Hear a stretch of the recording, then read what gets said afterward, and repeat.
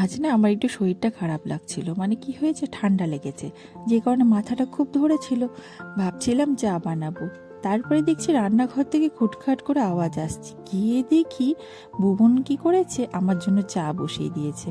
আমি দুধ চাটা খেতে ভালোবাসি। দেখছি ও কি করেছে, এত বড় একটা পাত্রে 1 কাপ জল আর একটু দুধ দিয়ে চা বসিয়ে দিয়েছে। ও চাটা বানাতে যেহেতু পারে, ও আমাকে বলছে, মাম্মি তুমি যাও, আমি বানিয়ে নেব। আর আমি তো মানে দেখে অবাক হয়ে গেছি, ও গ্যাসও জ্বালিয়ে নিয়েছে। গ্যাসটা যেহেতু আমি ওকে একা জ্বালাতে দেই না, কিন্তু আজকে আমার শরীরটা ঠিক লাগছিল না, দেখছি ও একা একা চলে এসেছে চা বানাতে। আর কি বলবো, আমার তো ভয়ও লাগছিল একা ছাড়তে। তারপরে ও আমাকে বারবার বলছে, তুমি যাও, তুমি গিয়ে রেস্ট নাও, আমি তোমার জন্য চা বানিয়ে নিয়ে আসছি।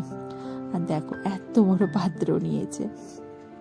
ভালোই বানিয়েছে চাটা, কিন্তু আমার যে একা ছাড়তে ভয় লাগছিল। ভাবছিলাম যদি গরম ছাকা লেগে যায় বা হাতে যদি পড়ে যায়, এইভাবে আমি কিছুতেই ওকে ছাড়তে পারছিলাম না। আর ও কিছুতেই আমায় থাকতে দেবে না রান্নাঘরে। তো ওখান থেকে তো আমাকে পাঠিয়ে দিল। তারপরে দেখছি কিছুক্ষণ বাদে ওর কাপটাও পোষায়নি, অন্য একটা কাপ, প্লেট, বিস্কিট পুরো সাজিয়ে নিয়ে এসছে।